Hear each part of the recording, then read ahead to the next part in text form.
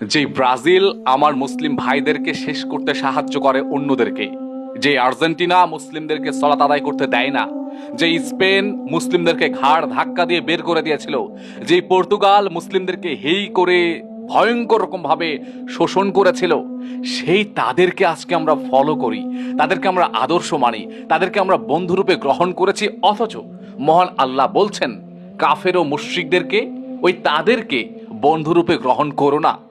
আজকে মুসলিমদের বন্ধু কারা? আজকে মুসলিমদের শত্রু কারা? আজকে মুসলিমদের বিপদে কারা সাহায্য করছে? আজকে মুসলিমদের বিপরীতে কারা কাদেরকে সাহায্য করছে? এই প্রশ্নগুলো কি আমাদের মাথায় আসে? এই প্রশ্নগুলো নিয়ে কি কখনো আমরা চিন্তা করি? অথচ আপনারাই আমাকে কমেন্ট করবেন, আপনারাই আমাকে গালাগালি করবেন, আমাকে ভয়ঙ্কর রকমের উল্টাপাল্টা কথাবার্তা বলে ধুয়ে ফেলবেন, বলবেন যে ধর্ম টানবেন না।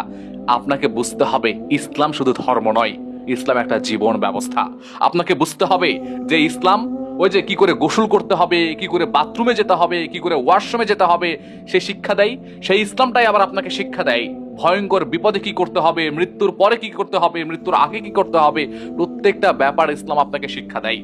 রাষ্ট্র পরিচালনার কথা বলবেন, আপনি সমাজ পরিচালনার কথা বলবেন, পরিবার মেইনটেনের কথা বলবেন, একজন আদর্শবান মানুষ হিসেবে গড়ে ওঠার কথা বলবেন, পুরো পৃথিবী চালানোর কথা বলবেন।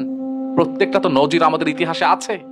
তাহলে কেন আপনি বলবেন মুসলিম হয়েও যে সবখানে ধর্ম টানবেন না?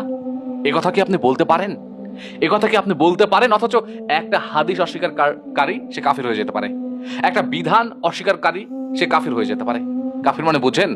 মুসলিম থেকে খারিজ হয়ে যাওয়া, মুসলিম থেকে বের হয়ে যাওয়া। আর অথচ আজকে আপনার ভাই অথবা আপনি অথবা আপনার বাবা অথবা আপনার বন্ধু অথবা আপনারা সবাই মিলে পতাকা টাঙ্গাচ্ছেন ব্রাজিল, আর্জেন্টিনা থেকে শুরু করে বিভিন্ন দলের। শামসুল আরিফিন শক্তি ভাই বলেছিলেন একটা কথা, আমার মাথার মধ্যে এখনো ঢুকে আছে, হয়তোবা গত বিশ্বকাপে বলেছিলেন যে যারা প্রকাশ্যে জাহান্নামী তারাই আজকে মুসলিমদের আইডল। কথা কি মিথ্যা? কথা কি ভুল বলেছেন তিনি? কথাটা একটু অ্যানালাইসিস করুন তো, একটু মাথার মধ্যে ঢুকিয়ে নিজেকে চিন্তা করে বলুন তো যে কথা তিনি ভুল বললেন নাকি সত্য বললেন।